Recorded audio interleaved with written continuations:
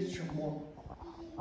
On a besoin, frères et sœurs, de s'approcher vers Jésus. Amen. Ouais, Seigneur, nous vivons les derniers moments, puis certainement les serviteurs qui sont ici, les responsables, nous l'ont certainement dit des milliards et des milliards de fois, que Jésus revient. Ils n'ont pas prophétisé. Il est marqué dans la parole du Seigneur que Jésus revient. Mais nous sommes dans les temps de la fin. Nous ne sommes pas dans les dernières heures, nous sommes dans les dernières minutes. Est-ce qu'on a besoin, au fond de Dieu, ce qu'on a besoin, c'est de s'affermir dans la parole de Dieu. Seigneur, de bien être enraciné. Parce que celui qui est devant nous, celui qui marche contre nous, Seigneur, eh bien, il n'est pas gentil. Et puis il sait que lui, il a peu de temps. Et puis ce qu'il veut faire, lui, c'est l'ennemi de nos âmes, qui est le diable. Il veut en quelque sorte de déstabiliser l'Église. Il veut mettre la division. Il veut enlever la fidélité dans le cœur des chrétiens. Il veut empêcher que les chrétiens prient. C'est son rôle. C'est son rôle. Mais je voudrais t'encourager ce soir. Celui qui est en nous, celui que tu possèdes, ma soeur, celui que tu possèdes, mon frère, celui qui est en toi, celui qui vit en toi, est plus fort. Amen. Gloire à Dieu. Alléluia. Amen. Amen. Il est plus fort de celui qui est extérieur, qui est l'ennemi. Nous faisons partie du plus fort. Alléluia. On a besoin, Seigneur, de s'affermir dans sa parole. On a besoin que la parole de Dieu, que le mot de Dieu soit le centre de notre vie. C'est pour ça qu'il dit que recherchez premièrement le royaume et la justice de Dieu. Rechercher, on a besoin de rechercher Dieu. Un chrétien, une chrétienne qui ne recherche pas Dieu, c'est qu'il y a une maladie, c'est que l'ennemi est venu faire du dégât. Et quand on recherche Dieu, quand on fait passer premièrement le Seigneur, alors on s'affermit dans sa parole. Alléluia. Amen. Gloire à Dieu. Et puis j'ai pris un verset dans la parole du Seigneur. Verset Ésaïe 41, verset 10. C'est peut-être que ce que tu vis, c'est peut-être ta situation à toi. Il dit, ne crains rien, car je suis avec toi. Mon Seigneur, Dieu est avec toi, qu'importe. Je ne sais pas la situation que tu vis. Je ne sais pas quelle est la situation que tu vis dans ton foyer. Je ne sais pas les moments que tu vis chez toi, dans ta caravane, dans ton terrain, dans ta maison. Moi, je ne les connais pas. Mais Dieu te dit ce soir, ne crains rien, je suis avec toi. Alléluia. Amen. Et certainement, tu as peut-être demandé quelque chose au Seigneur, et puis certainement cette chose-là, elle tarde. Elle tarde. Et bien, si elle tarde, si la bénédiction tarde, attends-la. Amen. Alléluia. Ne crains rien, attends-la, parce que son bras, lui, n'est pas trop court pour bénir, alléluia, et son oreille à lui, à Jésus, l'oreille de Dieu n'est pas trop sourde pour entendre. Laisse-moi te dire que Dieu a entendu ta prière. Alléluia. Dieu a vu ta situation. Et tu dis, Seigneur, peut-être que Seigneur, je suis découragé, il n'y a rien qui marche, il n'y a rien qui va. Là, dernièrement, j'ai parlé avec un garçon, ça fait 2 jours. Et puis, pendant un moment, il s'approchait du Seigneur. Puis, il avait des bons projets pour Dieu. Mais il a laissé dominer l'oppression des hommes. Aujourd'hui, le Seigneur ne le reconnaît plus. Puis après un jour, j'étais obligé de dire, mais qu'est-ce qui s'est passé? Il y a 2 mois, tu étais terrible. Tu chantais des cantiques, quand je montais dans ta voiture, tu chantais des cantiques. Tu parlais du Seigneur, puis tu avais des projets pour Dieu. Tu recherchais la face de Dieu. Il dit aujourd'hui, Michel, les problèmes se sont abattus.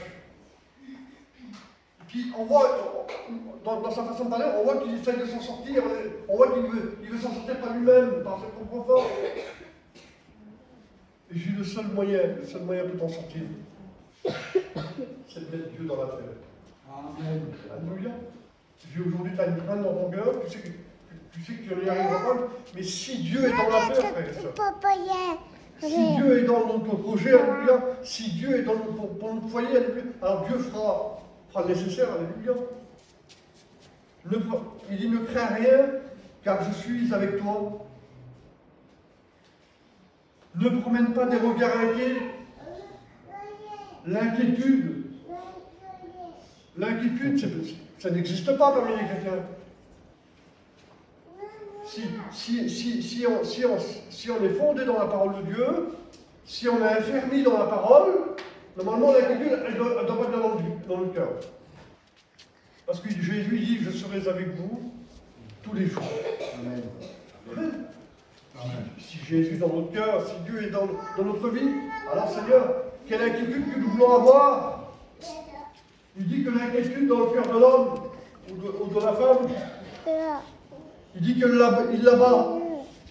C'est vrai que des fois, l'inquiétude, des fois, les soucis, des fois, on se les crée nous-mêmes.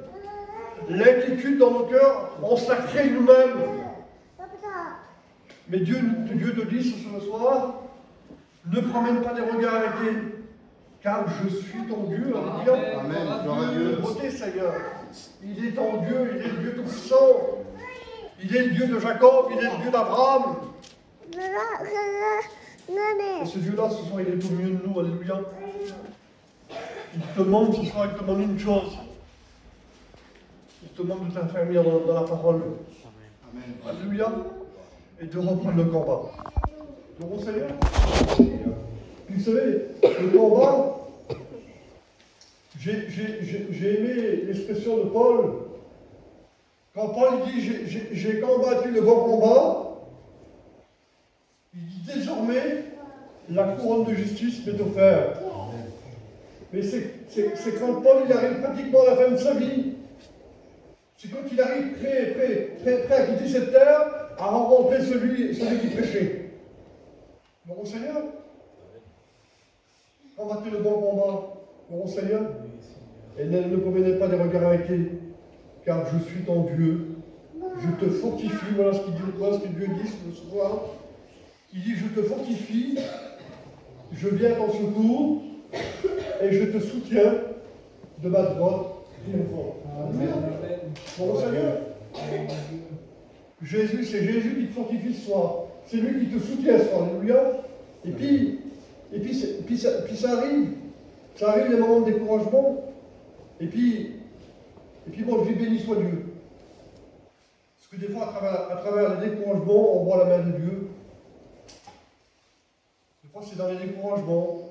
Des fois, c'est dans certaines situations qu'on voit la puissance de Dieu.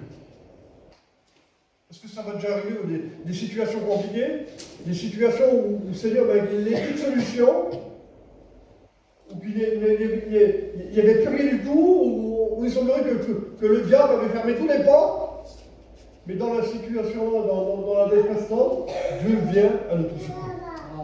Alléluia. Et puis quand on a passé cette épreuve, quand on a passé ce découragement, on dit Seigneur, c'est pas possible que je me suis inquiété pour si peu de choses. C'est pas possible, Seigneur, que je me suis inquiété, je me suis soucié, je me suis tracassé pour rien du tout. À dire que Seigneur, j'avais juste à te demander, à dire Seigneur, j'avais juste à te prier, de rentrer en contact avec toi, alléluia. Et puis, il y a deux personnes dans la parole du Seigneur. Ça se trouve dans Luc 5, verset 1er. Moi, je pense que ces hommes où ils étaient pêcheurs de professionnels, où ils ont eu un moment de découragement. Pourtant, des pêcheurs de métier, des pêcheurs qui connaissaient les endroits du lac sur le bout de leurs doigts. J'ai vu des fois, lorsqu'on dit, il suffit de t'adresser à Dieu, il suffit de demander à Dieu, puis des fois on dit, moi, mais je connais, puis je sais, mais on ne le fait pas. Et si ce soir tu le fais, tu dis Seigneur, viens à mon secours. Alléluia. Gloire à Dieu. Et puis là, il dit que Jésus se trouvait là, auprès du lac de Génézareth. Il dit où la foule le pressait autour de lui pour entendre la parole de Dieu. Il vit au bord du lac 2 barques d'où les pêcheurs étaient descendus pour lever leur filet. Il monta dans l'une de ces barques, alléluia, qui était à Simon. Est-ce que vous voulez que Jésus monte dans votre barque ce soir? Amen. Est-ce que vous voulez que Jésus rentre dans votre vie? En disant, Seigneur, viens. Et puis, Jésus est là, il voit la difficulté, il voit le découragement. Comment est-ce possible?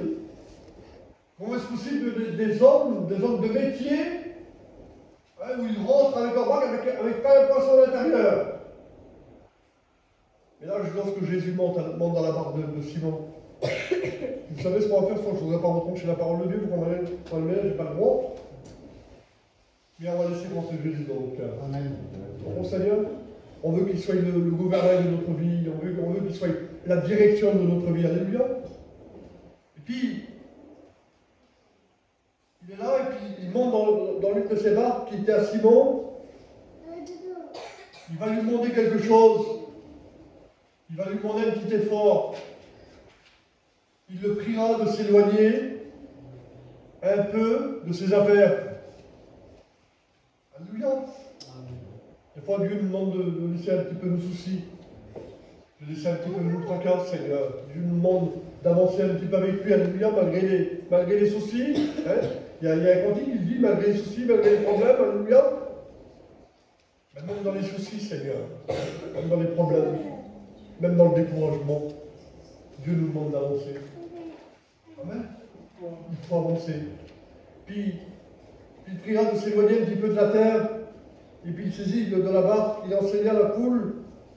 Et lorsqu'il eut cessé de parler, il dit à Simon, avance en plein eau, pour jeter vos filets et pour pêcher. Et c'est là la réaction de Simon. Il va dire, Seigneur, tu me demandes quelque chose que j'ai déjà fait. Tu me demandes de prier, tu me demandes, Seigneur, d'avancer avec toi, mais c'est quelque chose que j'ai fait, mais il n'y a rien. Il ne se passe rien. Et d'un seul coup, là, dans son cœur, il y a la foi qui a monté dans le cœur. Il veut dire, Seigneur, sur ta parole. Alléluia. Si c'est toi, Seigneur, qui dirige ma petite barque, si c'est toi, Seigneur, qui dirige ma vie, alors, Seigneur, je vais avancer. Et puis je veux faire ce que tu me demandes de faire. Tu me demandes de s'adresser à toi. Et puis il va dire, et puis sinon il va jeter les filets pour pêcher. Simon lui répondit, Maître, nous avons travaillé toute la nuit sans rien prendre. Mais sur ta parole, alléluia, sur ta parole, Seigneur. Et ce soir, si tu le saisis par la foi, si tu sens dans ton cœur que la parole de Dieu, elle te fait du bien pour ton foyer, pour ta vie, alors tu dis, Seigneur, sur ta parole, je sais que ce sont comme béni. Alléluia. Et c'est ce qui s'est passé. Il va dire, sous ta parole, Seigneur, nous jeterons les filets, alléluia. Je vais jeter les filets, Seigneur. Et puis vous ne croyez pas que Dieu avait tout organisé? Vous ne croyez pas que Jésus avait tout préparé, avait préparé l'endroit, avait préparé les poissons, avait tout fait, le Seigneur, en quelque sorte. Il y avait juste, en quelque sorte, qu'il obéisse à Dieu et puis qu'il avance. Et c'est ce que Dieu te demande de faire, c'est que tu lui obéisses. Il faut lui obéir et avancer avec lui. Bon, Seigneur. Et puis il va l'emmener certainement dans un endroit peut-être que lui il connaissait déjà. C'est pour ça qu'il va dire, Seigneur, j'ai péché là aussi, dans toute la nuit.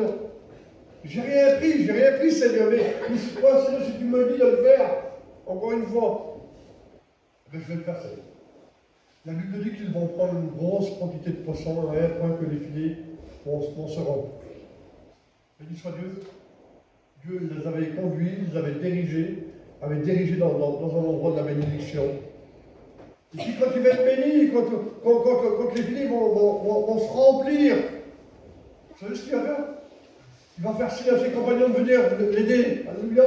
Tout le monde, la bénédiction, elle était grosse. Faites confiance au Seigneur ce soir. Alléluia. Et avancez avec lui. Oui. Malgré les soucis, malgré les découragements, malgré des fois les rencontres. Seigneur, mais je vais avancer. Béni soit Dieu. Amen. Amen. Gloire à Dieu. En prie, Seigneur. Amen.